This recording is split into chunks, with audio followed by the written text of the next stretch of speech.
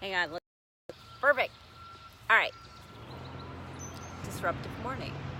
Both because of noise, like down the street, and things going on around my... necessarily a word that I've heard used before, but it's a word that the word grooming has been coming up quite a bit lately, especially with all of the cases of sex abuse and molestation and, physical, sexual, energetic, no matter what it is.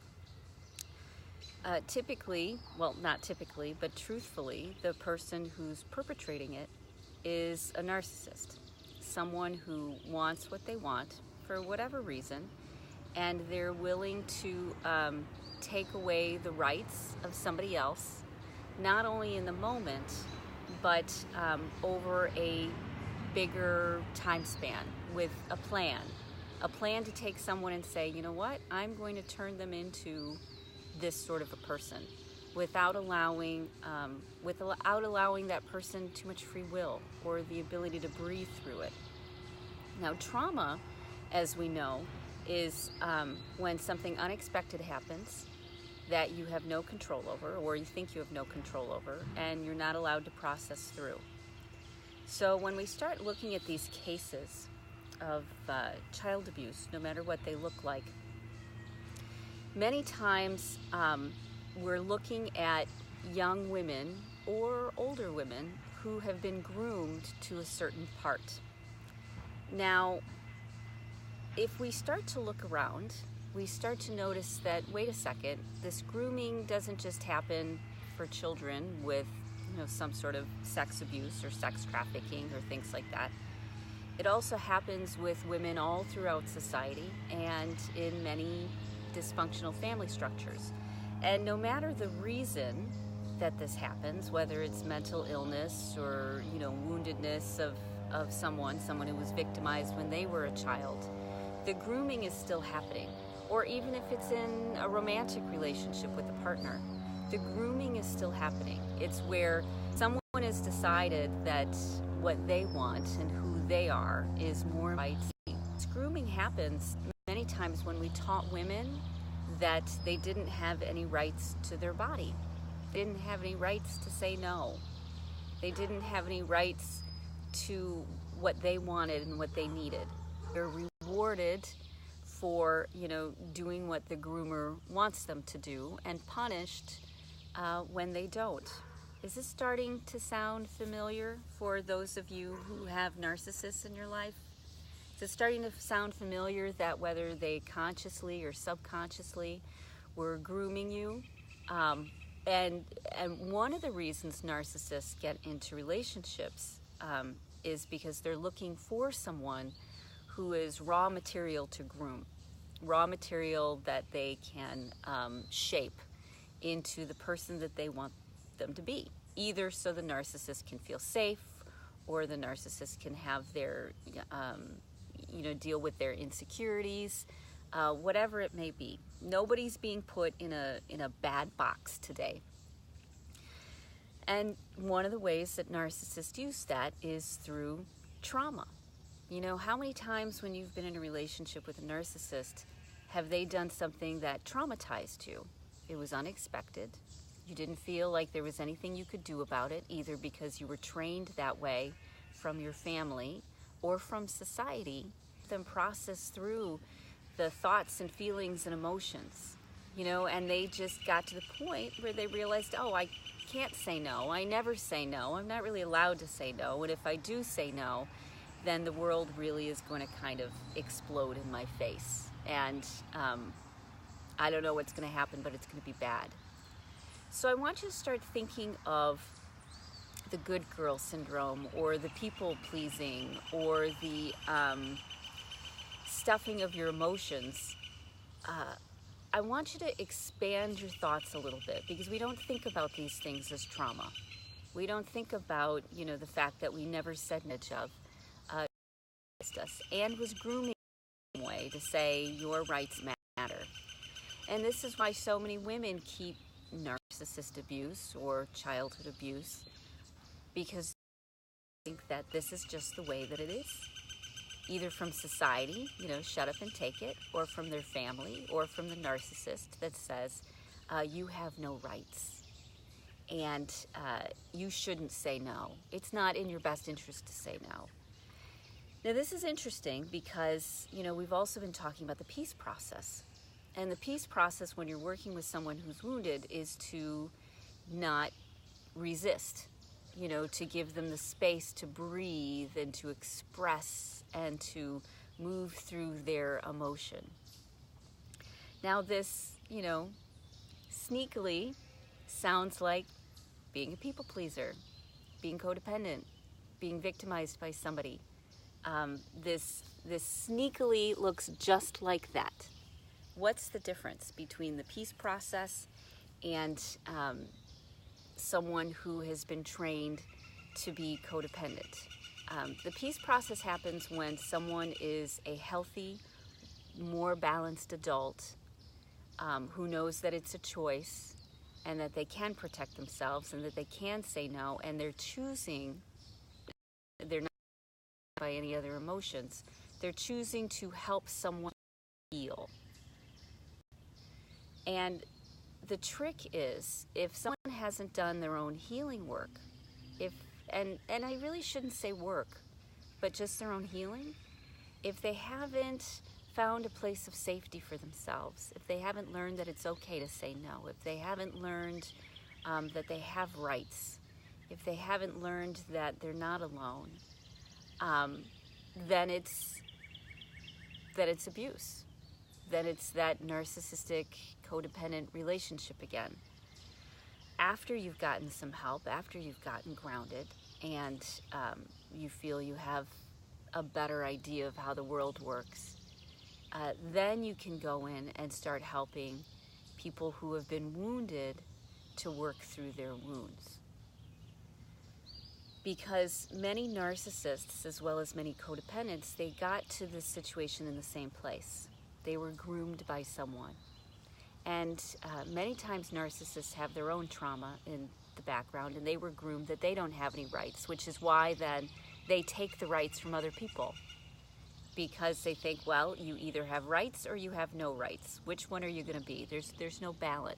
Or the tiger or the rabbit. Which one are?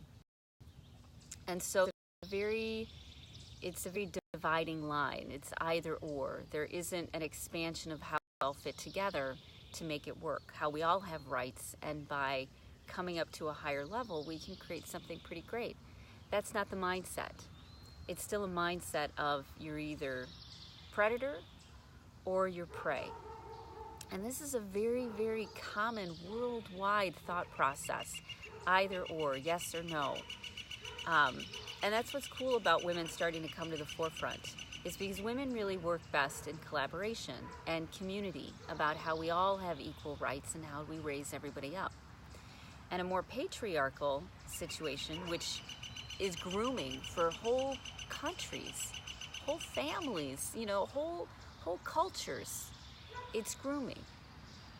We want you to be this way despite what you feel, what you want, what you need, and we're going to use manipulation techniques and coercion techniques and trauma and anger, and we're going to keep you trapped in trauma so that you can't ever see past it, so you can't ever move forward.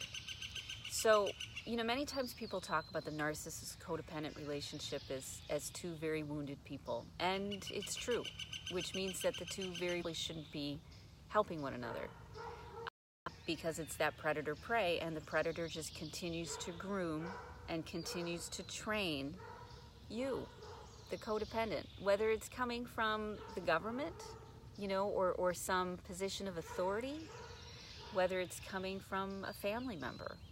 It's still the same sort of thing, where someone is objectified and they're looked at just a piece to serve a need. They're not looked at as a human being with rights and needs and wants of their own. So if you're in a position with a narcissist, I want you to stop and consider for a second. Open up your mind. One of the biggest problems are these secrets, the secrets around narcissists and codependents and that dynamic, which, as I said, can begin in childhood with an alcoholic parent or a drug abuser or, depression or anxiety or trauma in their past. This is how these situations happen. And whether it's purposeful or not, it's still a grooming. And so many women, they think nothing happened. They were groomed to think that this is no big deal, that their rights don't matter, they have no voice, that even if they do speak up, that no one will listen to them. And so they have that learned submission, that I'm just going to submit because it's the easiest way. This is different from the peace process.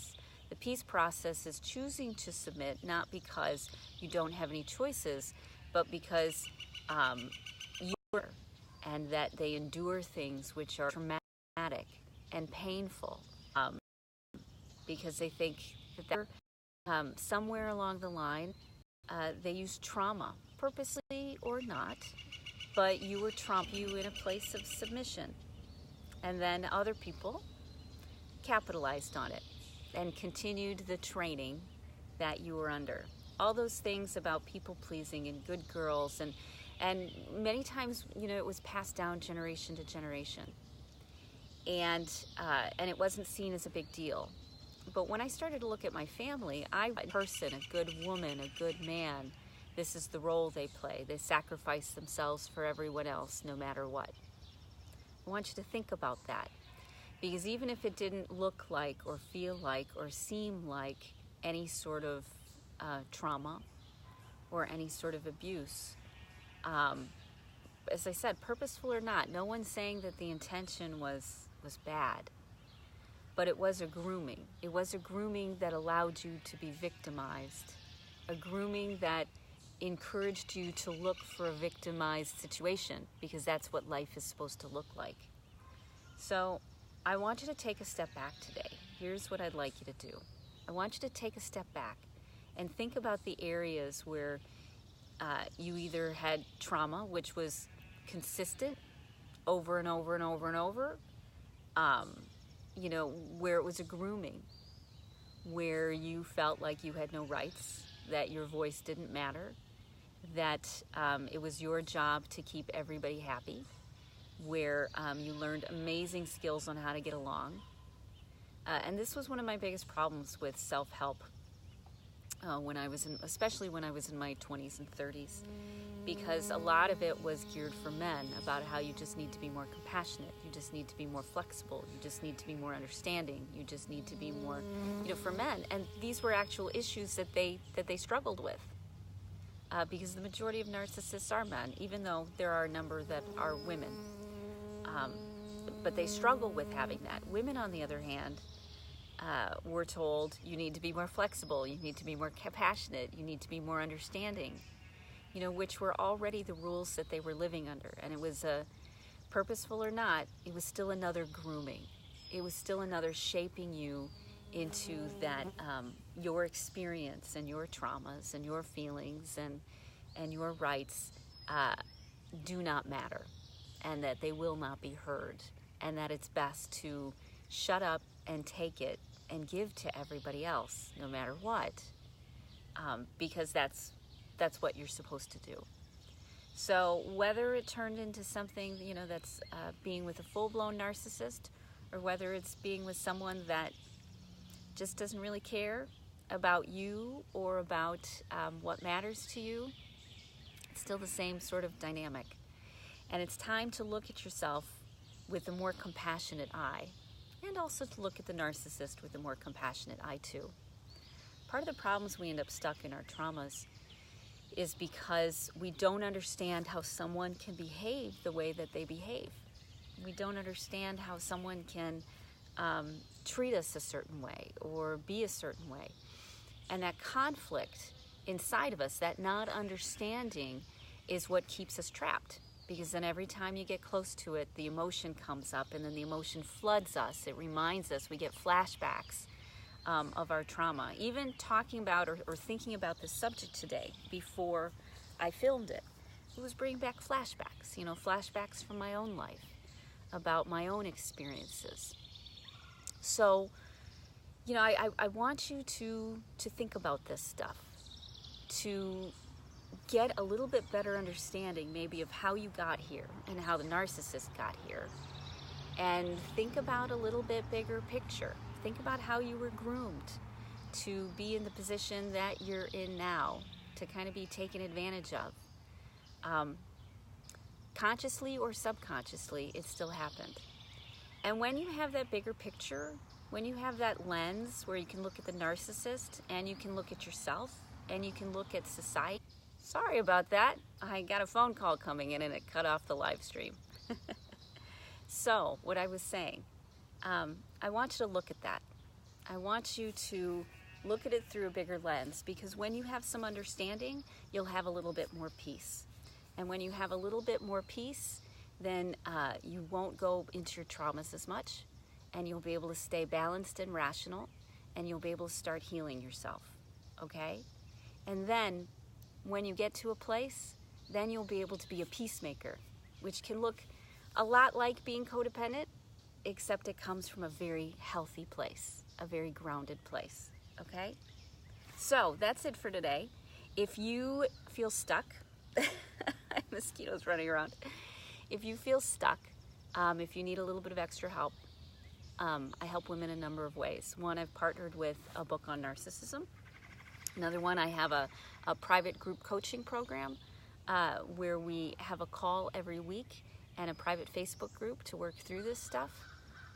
The third one is you can do one-on-one coaching with me directly and then just message me, because you're not meant to do this by yourself. You're not meant to figure this out because you've been busy doing what you needed to do. And you can't see the bigger picture when you're in the middle of it. It's like looking at the puzzle when you're in the puzzle. You just can't see it. And so we have to work with other people who've been through the same process, who can help you see a new way of being and a new way of thinking. Because one of the cool things about, you know, let's say being codependent, is that many of us are extraordinarily strong. And we're strong because we've learned how to endure and how to submit and how to push our own needs down and still function. How to be functioning in the most crazy, dysfunctional, traumatic, painful situations, we still function. We still function well, which means that most women who are codependent are very, very, very, very strong. And recognizing that they can trust people and you don't have to do it by yourself anymore is one of the biggest steps. That you are strong, but you can't do this by yourself. Okay? So, I hope you have a great rest of your day, and I'm going to talk to you later, okay? Bye.